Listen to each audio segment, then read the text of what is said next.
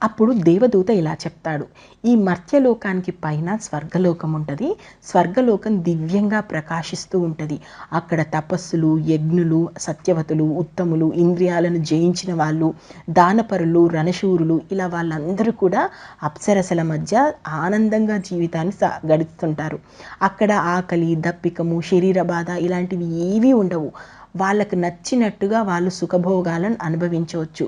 ఇలాంటి ముసలితనము, రోగము, వికారాలు, చలి, వేడి ఇలాంటివి ఏవీ ఉండవు.